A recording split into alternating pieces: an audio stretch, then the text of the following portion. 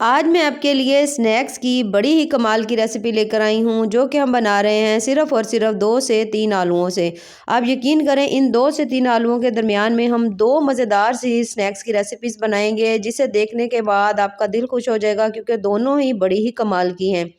तो चलिए जी, अपनी मज़ेदार और ज़बरदस्त सी रेसिपी को शुरू करते हैं। बिस्मिल्लाहिर्रहमानिर्रहीम। अस्सलाम वालेकुम। उम्मीद है आप सब ठीक होंगे। सबसे पहले तो मैंने ले लिए हैं यहाँ पर 3 मीडियम साइज़ के मैंने आलू लिए हैं। अगर आपके पास थोड़े बड़े साइज़ के हों तो आप यहाँ पर आलू जो है वह 2 अदद भी ले सकते हैं। लेकिन अगर स्नैक्स ज़्यादा बनाने हो तो आलू जो है वो ज़्यादा ले सकते हैं। अब उन आलूओं को हमने अच्छी तरह से धो लिया था, धोकर हमने उनको भिगो दिया था। उसके बाद हमने उनको कर लिया है कश। यहाँ पर आपने एक चीज़ का बहुत ज़्यादा ध्यान रखना है कि जब आप कश कर लें तो आपने जो कश है ना, वो कश की बारीक साइड से इन आलूओं को कश करना है, मोटी साइड आपने यूज़ नहीं करनी। उसके बाद यहाँ पर हमने इसको अच्छी तरह से अब निचोड़ लेना है। पहले तो आपने इसको धो लेना है कम से कम 2 से 3 पानी, ताकि इसके अंदर जो व्हाइट स्टार्च होता है ना, अच्छी तरह से वो इसके अंदर से निकल जाए और आलू हमारे बिल्कुल साफ़ हो जाएँ। उसके बाद यहाँ पर आप देख सकते हैं कि वो सारा 2 से 3 पानी धोने के बाद अब मैं आलू जो है उनको अच्छी तरह से हम इस तरह से करके निचोड़ लेंगे, ताकि कोई पानी इसके अंदर ना रहे।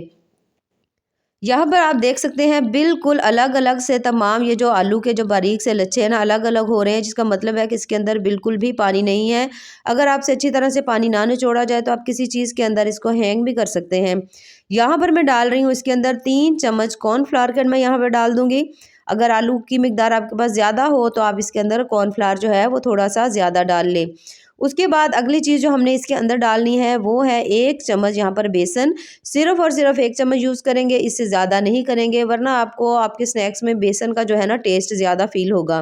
तो यहाँ पर हमने ये बाइंडिंग के लिए सिर्फ़ और सिर्फ़ 1 चम्मच लिया है। 1 अदद हमने इसमें डालना है प्याज़, और उसके साथ एक छोटा-सा टमाटर बारीक काट लेंगे, 2 से 3 सब्ज़ मिर्चें हैं।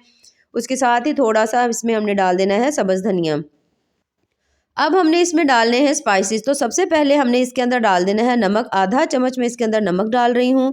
उसके बाद थोड़ी सी लाल मिर्च डाल रही हूँ, क्योंकि मेरे बच्चे इतनी ज़्यादा मिर्चें नहीं खाते, तो मैं थोड़ी डाल रही हूँ। आप अपने टेस्ट के हिसाब से जितनी दिल करे डाल सकते हैं। थोड़ी सी इसके अंदर हमने डाल दी है हल्दी।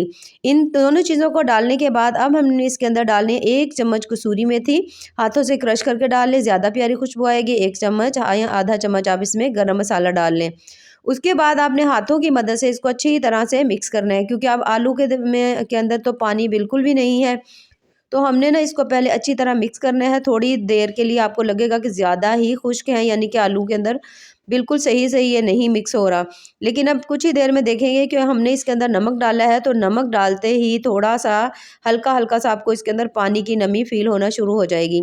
लेकिन अगर आपको लगे कि यहाँ पर थोड़ा ज़्यादा पानी है, तो आप 1 चम्मच इसके अंदर ना कॉर्नफ्लावर डाल ज़रूर लेना, क्योंकि फिर ये देख सकते हैं यहाँ पर बहुत हल्का-हल्का सा इसके अंदर आपको पानी फ़ील होगा, सिर्फ़ सूखे हुए आलू ही इस वक़्त फ़ील हो रहे हैं। यहाँ पर अब हमने इसको रख देना है 5 मिनट के लिए। अच्छी तरह से मिक्स करके इसे 5 मिनट के लिए छोड़ देंगे। उसके बाद हमने पैन ले लेना है। पैन में आपने थोड़ा-सा बिल्कुल ऑयल जो है वो गरम कर लेना है। 5 मिनट के बाद यहाँ पर आप देख सकते हैं, अब हमने यहाँ से लेने हैं आलू, जो हमने इसको कश करके रखा हुआ था। तो इसके अंदर हल्की-हल्की सी पानी की अच्छी खासी नमी जो है ना वो आ चुकी है। तो यहाँ पर 2 तरीके हैं। एक तो ये है कि आप इस तरह से इसको शामी कबाब की शेप दे लें, इस तरह से। नहीं तो मैं आपको एक रफली सा तरीका भी बताऊँगी, आप उस तरीके से भी बना सकते हैं। तो ऑयल जो है वो हमने हल्का सा यहाँ पे गरम कर लिया, और यहाँ पर सबसे बड़ी बात, ऑयल जो है यहाँ पर सिर्फ़ और सिर्फ़ आपको 2 चम्मच ही लगेगा। एक को तो हमने दे दी कबाब की शेप, और दूसरे आप देख रहे हैं कि मैंने ऐसे ही आलू उठाए हैं, और उठाकर हमने ऐसे ही पैन में रख दिया है। हाथों की मदद से आपने ये देखें इस तरह से इसको सेट कर लेना है। फ्लेम बिल्कुल आपने हल्की कर देनी है, वरना आलू जो है वो नीचे वाली साइड से अच्छी तरह से कुक हो जाएँगे, तो फिर दो अंदर से थोड़े से कच्चे हो जाएँगे। बस इसी तरह से मैं उठाती जाऊँगी, इसको रफली सा बनाएँगे, क्योंकि ये ऐसे ही बहुत ज़्यादा मज़े का लगता है। इस तरह से इसको साइड में बना कर लेंगे, तमाम को बहुत अच्छी तरह से मूव हो जाते हैं, कोई टेंशन वाली बात नहीं होती। और दोबारा से मैंने आलू जो है वो ले लिए हैं, तकरीबन 2-2 चम्मच जो है मैं यहाँ पर यूज़ कर रही हूँ, और इनके ऊपर अब हमने लगा देना है ढक्कन, क्योंकि आलू कच्चे हैं तो इसको पकने के लिए थोड़ा-सा हमें टाइम चाहिए। तो 2 से 2.5 मिनट, यानी कि 2 मिनट तो कम से कम आपने एक साइड को ज़रूर देने हैं। यहाँ पर इस साइड को पकते हुए 2 मिनट हो चुके हैं।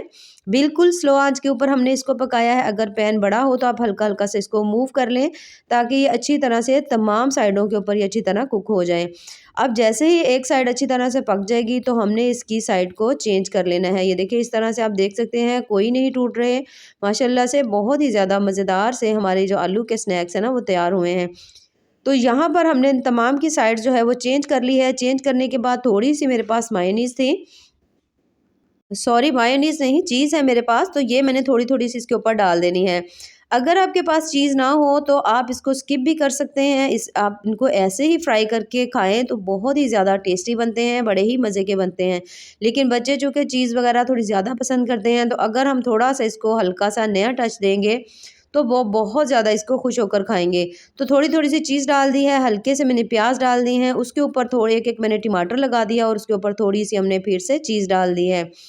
तमाम के ऊपर इस तरह से हमने चीज़ डाल दी है। डालने के बाद दोबारा से हमने इसके ऊपर लगा देना है ढक्कन, और ढक्कन लगाकर इस साइड को फिर से हमने 2 से 2.5 मिनट के लिए बहुत ज़्यादा स्लो फ्लेम के ऊपर आपने इसको पका लेना है।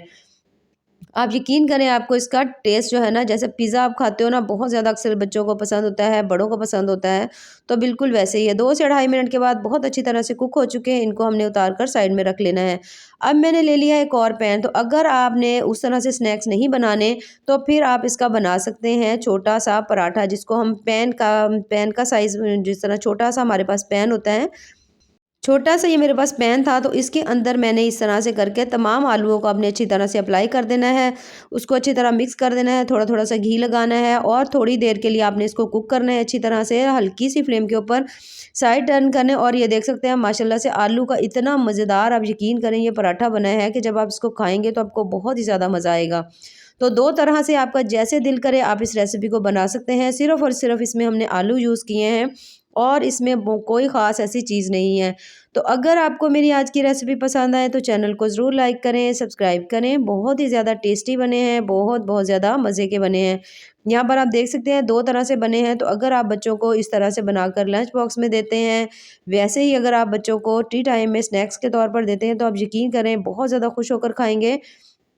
तो इतना इनका मज़े का टेस्ट होता है ना, बच्चे क्या आपसे बड़े भी माँग-माँग कर खाएँगे।